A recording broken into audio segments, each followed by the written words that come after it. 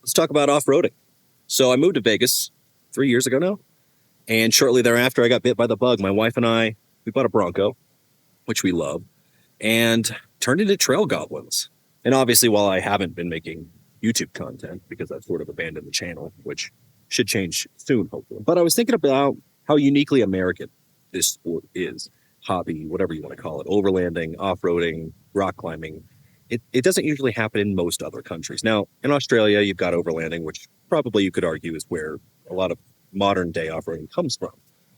But most of this it feels to me like a uniquely American hobby. And as I got more involved and done more trails and keep upgrading my rig here, it made me wonder about the history of off-roading. Where did this come from? And why do we do it today? Why is it so fun? Why am I up here? So sit back, relax, and enjoy the story of the history of American off-roading culture. Before the automobile ever arrived on the scene, Americans were already fully committed to the idea that travel should not require a road, mostly because there weren't any.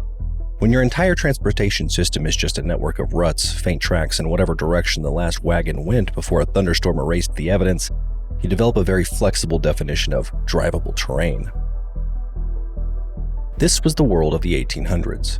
No pavement, no signage, no GPS, just wagon roads carved by repetition and hope. Trails came and went based on weather, grazing animals, and how many people happened to pass through that month. Navigation was less follow the map and more aim for that weird-looking rock formation and pray you don't drift into a canyon. And yet, the chaotic system was the backbone of America before the railroads. Migration, freight, mail, military logistics, it all moved across raw, unfinished land. Stagecoaches shook passengers into a fine powder. Freight wagons crawled over rocks and ravines. Entire economies depended on the ability to haul thousands of people over terrain you and I would hesitate to take our modern rigs across, even with lockers, spotters, and a trauma kit. Those conditions baked a certain attitude into the American psyche. Vehicles need to go anywhere. When the distances are enormous and the terrain changes every few miles, you don't really have a choice. The Santa Fe, Oregon, and California trails weren't scenic options, they were lifelines. Mining camps depended on massive freight wagons dragging 8,000 to 10,000 pounds of cargo through mountains and desert. When your livelihood depends on surviving terrain that actively hates you, self-reliance, improvisation, and a disturbingly high tolerance for sketchy situations becomes normal. Of course, the machines themselves were wild. Conestoga wagons, think of them as original full-sized overlanders, were massive, curved wooden beasts painted blue with red running gear because apparently, even in the 1800s, people couldn't resist a good color combo. They carried everything from trade goods to entire families, pulled by teams of mules or oxen who definitely didn't sign up for this. Santa Fe wagons took things even further. These things were borderline industrial. 5-foot wheels, 6,500-pound rated loads, often pushed past 10,000. Some ran in tandem like an early version of towing a trailer on 40s, except instead of coilovers, you got wooden axles and the constant need to smear grease on thimble skeins, which were shrink-fit metal ends put in place over your wooden axles. No, not a Dana 60, a wooden axle. Just don't forget to grease your skeins, bro. Trust me. Everything on these wagons had a purpose. Dished wheels for strength, iron ties up to an inch thick, drop tongues, reach beams, linchpins, tar buckets. Primitive, yes, but absolutely mechanical. Frontier depots even received wagons, quote, knocked down to be assembled on site, which makes IKEA look like child's play. And to be clear, none of this was recreational. There was no off-road community, no Instagram pages dedicated to sunset flex shots. These trails existed for survival. Freight hauling, migration, military supply. Every mile was a gamble. Axles snapped, wheels shattered, people got lost. Weather could erase a trail overnight. Rivers ate wagons whole. People had dysentery. A lot, if my 4th grade computer lab taught me anything. So this era really set the standard that the wheeled vehicle should be able to go anywhere and do anything.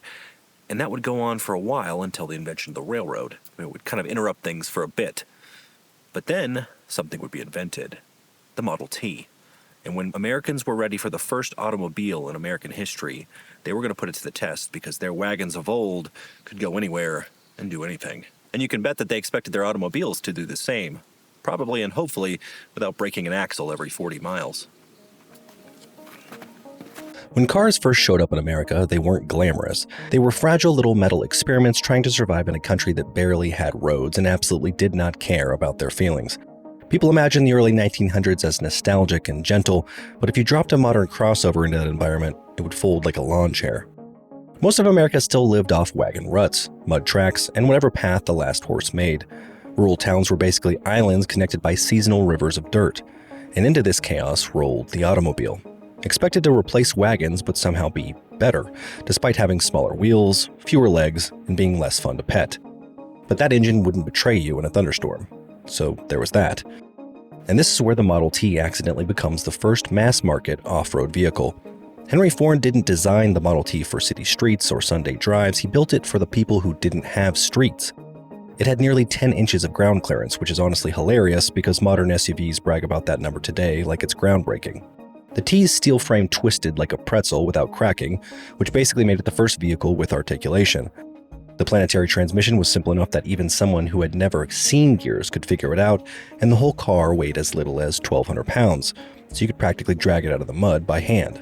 Narrow tires, big wheels, decent torque, it was a farm tool disguised as a car. And because Ford designed the thing to be fixable with whatever tools a farmer already owned, the Model T spoke the universal language of just make it work. So Americans did exactly that. T's were used for everything: hunting trips, ranch work, forest exploration, supply runs into mining camps, even bootlegging runs through rough backcountry roads where suspension noise could literally get you arrested. People strapped plows to them, bolted skis to the front, added tracks to the rear, swapped on comically large wheels, and basically turned the Model T into a transformer made of fence wire and hope. And somehow, it all worked. There are photos of T's fording streams, climbing logging roads, and crawling over terrain that would, quite frankly, destroy a lot of modern off-road vehicles. Owners weren't just driving them, they were experimenting with them. The idea of modding your vehicle for the terrain started right here. This era shaped American off-road culture more than anything that followed. 15 million T's meant 15 million people grew up thinking driving off-road was normal. Fixing your own car wasn't a hobby, it was survival. A vehicle wasn't something that stayed on a paved road, it was something that went wherever you pointed it, even if you had no business being there. And Ford wasn't alone. Dodge Brothers trucks proved their toughness during the 1916 Mexican expedition, bouncing across arroyos in what basically amounted to pre-Jeep military testing.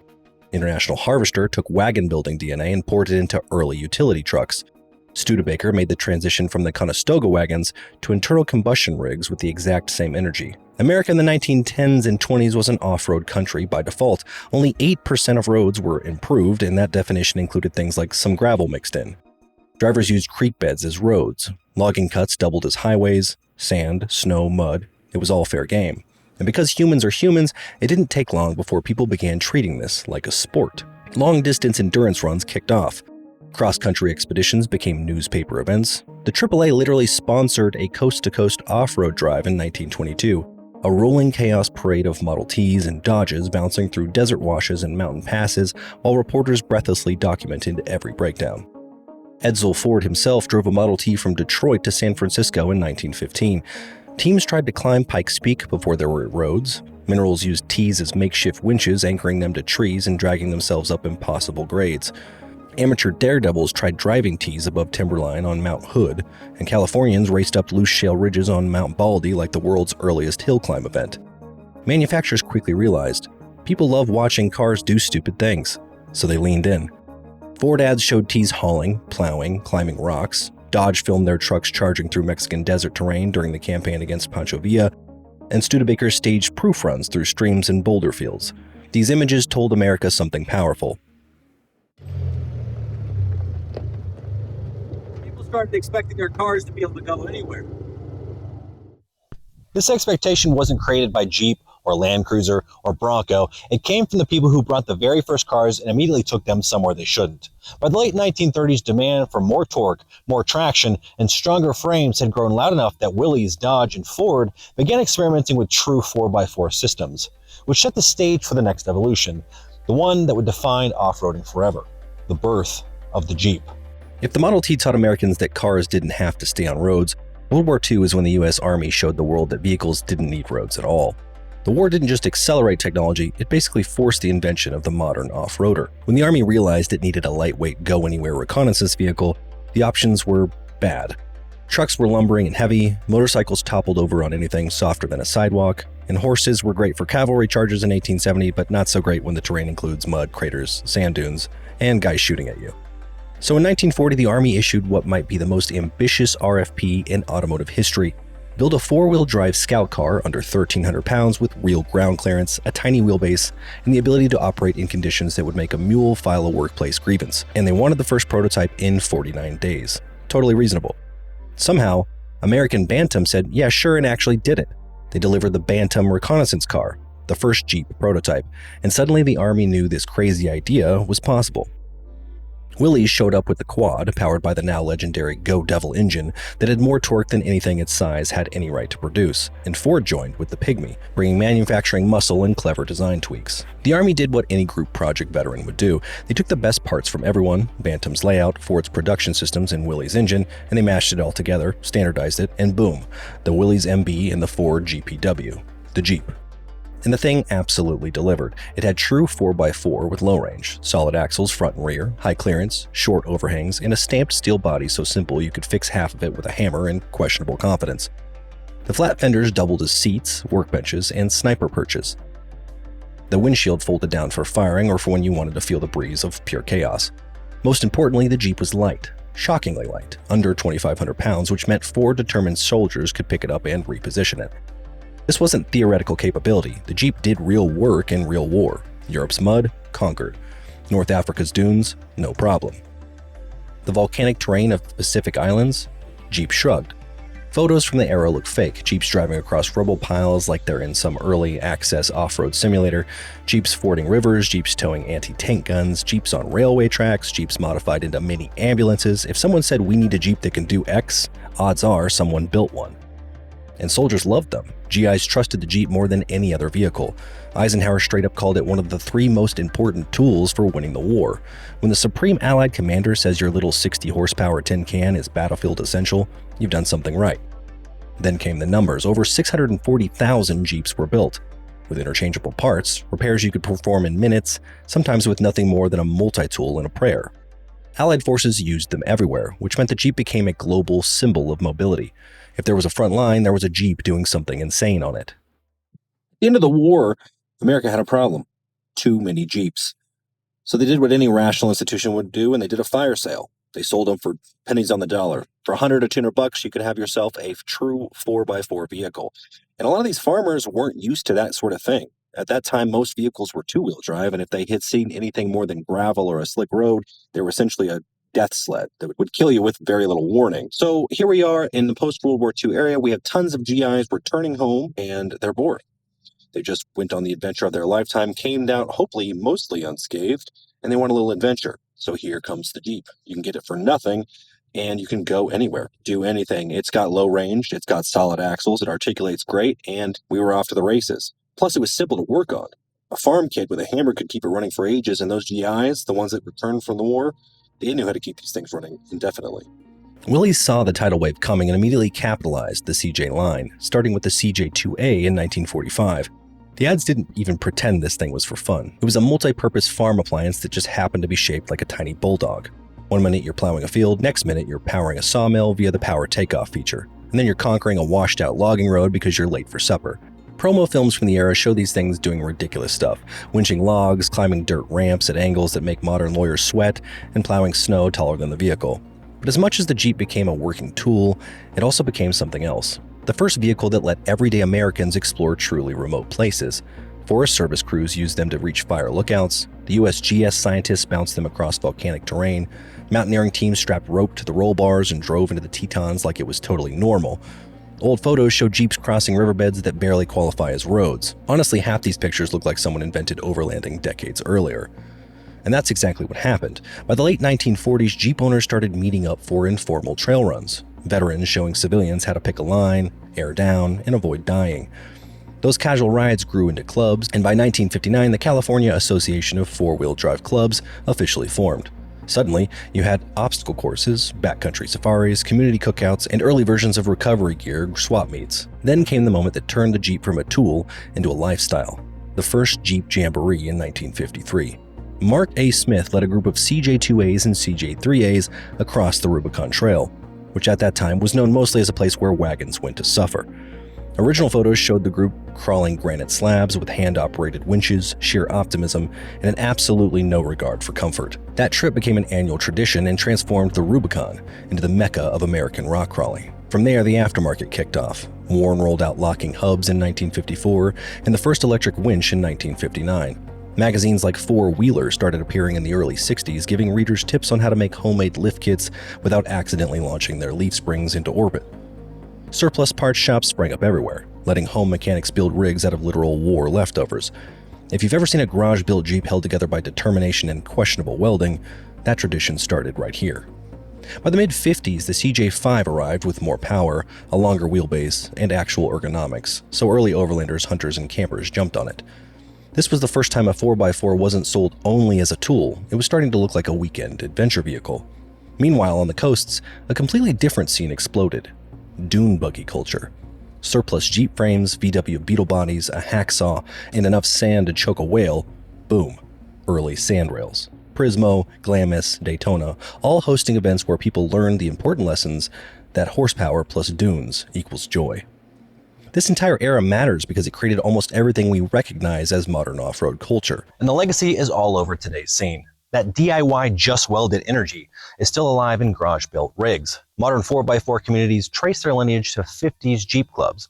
Weekend overlanders follow the same spirit as early civilian explorers. Worn hubs and vintage winches literally birthed the aftermarket we use today. Trail stewardship, volunteer trail days, and keeping routes open all started with those early clubs maintaining mining roads. Most importantly, the CJ5 cemented the idea that a 4x4 could be compact, capable, and fun. A formula still driving the Bronco, Wrangler, Tacoma, 4Runner, Defender, and pretty much everything that shows up to a Cars and Coffee with mud on it. This was the era when off-roading stopped being something Americans had to do and became something they wanted to do. The 1960s didn't just give us the moon landing, loud colors, and questionable hair decisions, they also birthed the modern SUV. Up to this point, 4x4 ownership basically meant you were either a rancher, a hunter, or someone who thought rebuilding a transfer case counted as a relaxing Saturday. But suddenly, middle-class Americans were hitting new highways, camping more, dragging boats to lakes, and generally deciding that the world outside the suburbs looked pretty fun. Then automakers noticed. People wanted something that could conquer a dirt road without shaking their spine out, but also carry groceries without smelling like a wet canvas Jeep top. They didn't want a farm tractor, they wanted a cool, comfortable, stylish 4x4 that could do stuff. So the big three and International Harvester collectively say, yeah, okay, let's build that. The first shot came from International Harvester in 1961 with the Scout. IH basically took the Jeep CJ concept, squinted at it, and said, what if we make this not miserable? So they added a steel body, a heater that actually worked, seats that weren't a medieval torture device, and a roof that didn't flap like a tent in a hurricane. It came in the Scout 80 and later the 800, eventually offering V8s and more advanced 4x4 systems. Period ads show these things crawling snowy mountain passes, cruising beaches, and trundling across ranches. IH was selling freedom with door panels. And the public ate it up. The Scout proved that people didn't just want a utility rig. They wanted a multi-purpose rig, something for commuting, exploring, and escaping the kids for a quiet hour of pretending to check the fence lines. Ford saw this and immediately went, okay, our turn. Enter the 1966 Bronco. Designed by Donald Frey, the same guy who greenlit the Mustang, the Bronco was built from scratch to be the world's first true lifestyle 4x4. Ford offered it as a wagon, a half-cab pickup, and even a doorless roadster for the three people on Earth who wanted sunburned elbows and constant dust inhalation. The Bronco brought some actual engineering flex to the table: a fully boxed frame, coil spring front suspension, a huge leap over leaf springs, and a tidy 92-inch wheelbase, and the option of a V8, which helped. Promotional films showed Broncos crawling rocks, blasting dunes, towing boats, basically everything owners still do today, but with way worse safety standards. It became the blueprint for every compact 4x4 that followed. Then Chevrolet kicked down the door in 1969 with the K5 Blazer and said, let's make it big. Built on the full-size truck frame with standard V8 power, the Blazer offered an automatic transmission, air conditioning, room for actual families, and a removable hardtop so you could transform it into a rolling beachfront apartment. It was the first time someone could buy a 4x4 that was both genuinely capable and genuinely comfortable, and it rewired American expectations overnight. These rigs transformed the off-road world. Up to the early 60s, 4x4 ownership was a niche hobby. After the Scout, Bronco, and Blazer, suburban families were buying them. Trails were getting busier, outdoor culture exploded. The aftermarket ballooned, and suddenly you had lift kits, limited slips, snow-rated tires, winches, lockers, and all the things your wallet fears today. And while all this was happening, something even more influential was brewing in the desert. Racers began modifying Broncos, Blazers, and even Scouts to survive brutal Mexican desert terrain.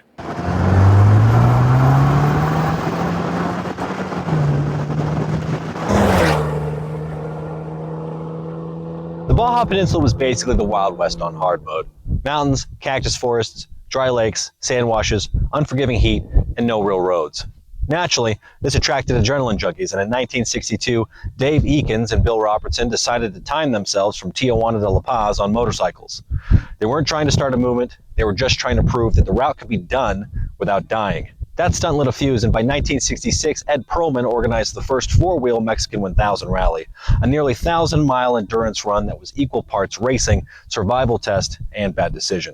In 1967, NORA, the National Off-Road Racing Association, was born, making the Mexican 1000 the first organized desert race for 4x4 vehicles. Early entries were a beautiful mess of Jeep CJ5s, first-gen Broncos, Scouts, Beetle-based dune buggies, and the now iconic Myers Manx. If off-road racing had a mad scientist, it was Bill Strope. He teamed up with Ford and transformed the Bronco from a cool little 4x4 into a desert-eating weapon. Strope Broncos packed reinforced suspension components, hot V8s, long travel shock setups, way ahead of their time, roll cages, and gearing tuned for high-speed brutality. They weren't just fast, they were dominant. Rod Hall and Larry Minor took an overall win in the 1969 Mexican 1000 driving a Bronco, a massive achievement considering the competition. Throughout the late 60s and 70s, Broncos racked up class wins and helped cement Ford's reputation as a desert racing powerhouse. If you've ever seen a fiberglass dune buggy and thought, that looks like a bathtub glued onto a Beetle, you're not entirely wrong. But the Myers Manx absolutely changed off-road history. Bruce Myers introduced it in 1964. Lightweight, simple, rear-engine traction, and powered by VW mechanicals that could be repaired by anyone with pliers and a good attitude. In 1967, a Manx beat motorcycles on the Mexican 1000 route. That moment exploded the dune buggy craze and changed the Baja racing landscape. Suddenly, lightweight buggy designs were everywhere. Pismos, Glamis, Baja, and off-road culture had a new mascot. While Broncos and buggies grabbed headlines, the bigger rigs started creeping in. International Scouts started hill climbs and Baja-style events. Chevy Blazers and Ford F-Series trucks proved shockingly quick on long desert sections. These were the ancestors of the modern trophy truck, machines built to go stupid fast over terrain that absolutely does not want you there. Desert racing forced teams to innovate or risk exploding into a pile of parts mid-course. Out of sheer necessity came long travel suspension, dual and triple shock setups, strengthened frames, beefy steering components, high-flow cooling systems, real roll cages, and proper harnesses. Most of the gear we consider standard today, all-terrain tires, mud-terrain tires, improved locking differentials, better intakes and exhausts, and aftermarket suspension tuning, came directly from this era. Baja forced companies to build parts that could survive hell and keep going. By 1973, Baja racing needed structure. Mickey Thompson stepped in, formed SCORE International, and turned chaos into a professional motorsport. He created rules, safety standards, inspections, and official classes. SCORE events like the Baja 500, Baja 1000, Mint 400, and Parker 400 became legendary. Massive crowds, roaring V8s, homemade machines blasting across silt beds, and broken dreams scattered across the desert floor. From the 1960s through the 80s, desert racing didn't just stay a niche, it blew up. Celebrities showed up. Engineers flocked to Baja as a testing ground. Manufacturers used races to prove durability. The Baja look, long travel suspension, wide tires, tubular bumpers, became the new cool. Today, the vehicles that we obsess over, the Raptor, the TRX, the Bronco Raptor, the Tacoma TRD Pro, the Wrangler 392, all those high-speed desert toys trace their DNA straight back to Baja racing. Suspension design shifted from slow crawl over the rocks to send it across the desert at 80 miles an hour and hope your shocks don't overheat. Modern coilovers, bypass shocks, chromoly control arms. If you bolted onto your truck today, odds are Baja racing either invented it or proved it. Desert racing didn't just shape off-roading, it redefined it, turning remote wastelands into testing grounds, turning backyard mechanics into pioneers, and turning off-road driving from a hobby to a global motorsport. By the 1970s, off-roading had gone mainstream, like really mainstream. The Scout, Bronco, and Blazer boom turned every dirt road in America into a traffic jam of V8s, leaf springs, and optimism. And while that sounds awesome, it also created a brand new problem. We suddenly had way more people slinging tons of steel across landscapes that had never seen this kind of traffic. Nature was not thrilled. At the same time, the US was waking up to environmental issues. Smog, endangered species, habitat loss. People were paying attention, so you had this weird cultural collision. Millions of new off-road vehicle owners wanting to explore the outdoors, and a country realizing it should probably stop destroying the outdoors. Agencies like the BLM, USFS, and NPS were caught in the middle, trying to balance freedom and not turning entire ecosystems into dust bowls. That's where the big laws came in. NEPA in 1970 basically said, hey, before we bulldoze land or build new access, maybe think about the consequences. The Endangered Species Act of 1973 forced closures in sensitive habitats. The FLPMA told the BLM to manage land for multiple uses, recreation included, but not at the cost of wiping out plants, animals, or half the desert floor. Meanwhile, off-road vehicle use was skyrocketing. People were tearing through the desert washes, bombing dunes at Glamis, cruising beaches in California and Oregon, exploring forests, and driving straight up riverbeds like Mother Nature was running a 0% APR sale on erosion. Conflicts were inevitable. So off-roaders did what off-roaders always do. They organized. Groups like Corva and the Blue Ribbon Coalition fought closures. Tread Lightly, originally a Forest Service program, shifted the culture toward education. Less send it wherever and more please stop driving over cryptobiotic soil, it's literally alive. Clubs started adopting trails, doing cleanups, and learning that land management wasn't the enemy, it was the only way to keep access open. Federal agencies, realizing they couldn't just shut everything down, began designating official off-road vehicle areas. Imperial Sand Dunes, Clear Creek, Ocala, Moab's route system, Utah's Paiute Trail Network. These areas got signage, maps, seasonal rules, and real management. It wasn't perfect, but it worked well enough to stop the complete meltdown of public lands. Then Moab happened. The Red Rock four-wheelers launched Easter Jeep Safari in the early 80s, and suddenly Moab became the off-road capital of the universe. Trails like Hell's Revenge and Poison Spider turned rock crawling into a proper sport. People learned spotting, line choice, the dark art of low range, and how to break axles in new and exciting ways. Aftermarket companies saw dollar signs and started engineering actual rock-ready suspension, lockers, and armor. At the same time, guidebooks and early GPS systems kicked off the modern trail mapping era. Authors like Charles Wells created standardized ratings and detailed route descriptions. Trails that used to be go left at that weird tree became legit mapped, documented systems that anyone could follow. It made off-roading safer, more accessible, and a lot less dependent on someone's questionable memory. The 90s brought something new: competitive rock crawling. Events like Supercrawl and the Warren Championship produced tube chassis rigs, linked suspension, crazy gear reductions, and more lockers than a high school hallway. Those engineering leaps filtered down into the consumer 4x4 tech shaping the rigs we buy today. Meanwhile, environmental pressures ramped up. Spark arresters became mandatory, wildlife closures increased, wetlands were protected, noise regulations tightened, off-roaders responded with trail cleanups, volunteer ranger programs, habitat restoration days, stuff that would have sounded bizarre in the 60s but was now necessary to keep trails open.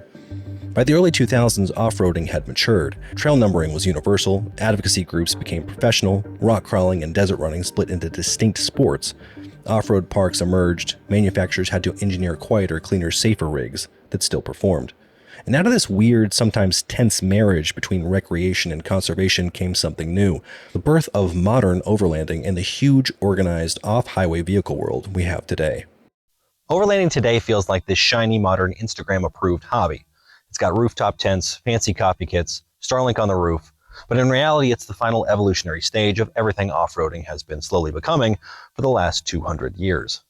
All of the earlier eras, wagons, Model Ts, Jeeps, early SUVs, desert racing, land use battles, finally converge here, creating a version of off-roading that blends exploration, technology, comfort, and just enough chaos to keep it interesting. Overlanding in the United States didn't actually start as some marketed lifestyle. It was basically a bunch of outdoor nerds in the 2000s quietly piecing together ideas borrowed from Australian outback touring and African safari culture.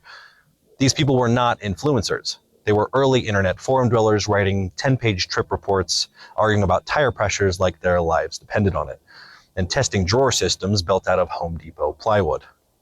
They drove Land Cruisers, Tacomas, Xteras, Wranglers, old Land Rovers, and they believed in two things: being self-reliant and getting as far as humanly possible from other people. But the 2010s is when overlanding exploded.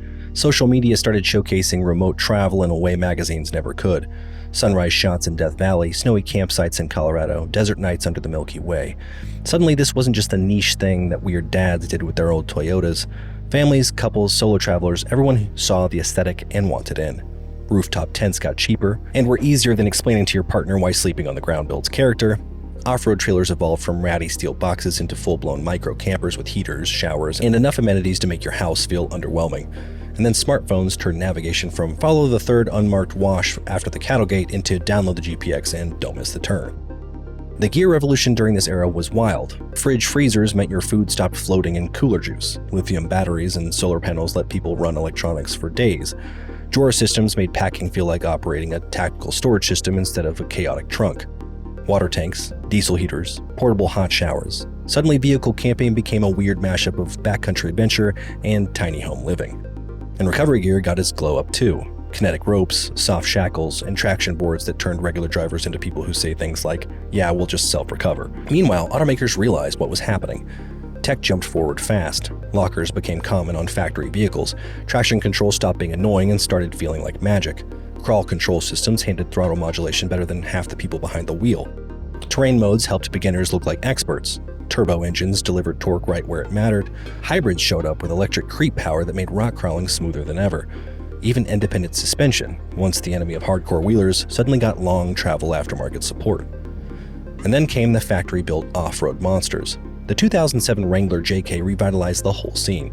The 2010 Ford Raptor dropped in like a meteor and introduced the idea of a high-speed desert truck you could finance. Toyota built the TRD Pro line, Chevy dropped the ZR2 with DSSV shocks, and then the new Bronco arrived, reviving old-school charm with modern tech.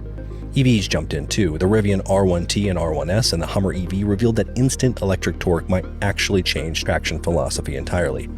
All of this happening alongside the rise of online communities and mapping tools. Gaia GPS, Onyx Off-Road, Google Earth, suddenly anyone could plan a complex trip with aerospace-level precision. GPX files were shared like recipes. YouTube normalized long-form travel storytelling. Groups formed meetups, swap meets, stewardship events, and built the culture into something massive. And then the industry smelled money. Overland Expo blew up into a traveling city of rooftop tents. Companies like ARB, Goose Gear, Frontrunner, RCI, Warn, and Domestic turned vehicle builds into fully modular ecosystems. You had minimalist setups, full expedition tanks covered in armor, and hybrid builds meant to crawl the Rubicon and then camp comfortably at the top. At the same time, off-road motorsports kept leveling up.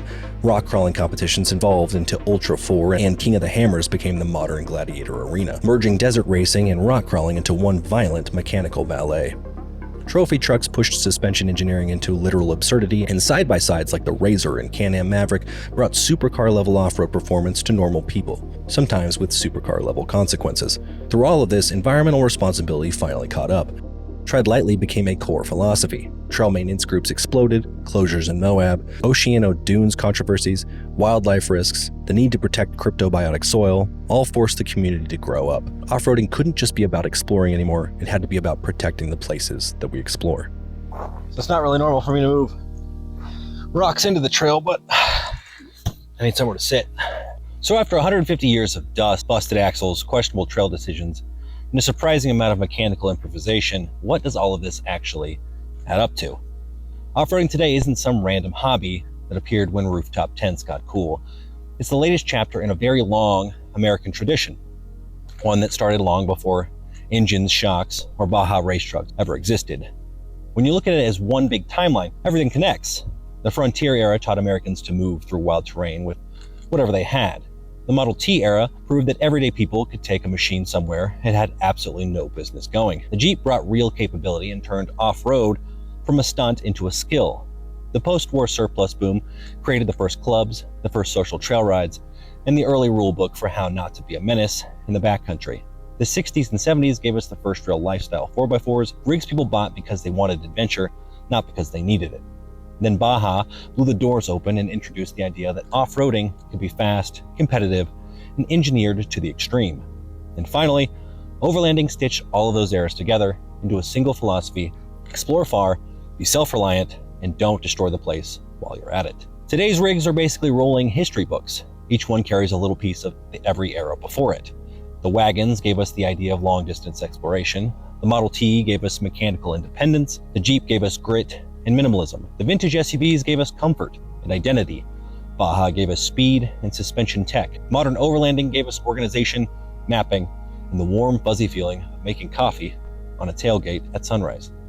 Whether you're in a Bronco, a Wrangler, a Tacoma, or some EV with enough torque to rotate the earth, you're driving a machine built from the DNA of every generation before you. But off-roading doesn't just reflect history, it reflects American personality.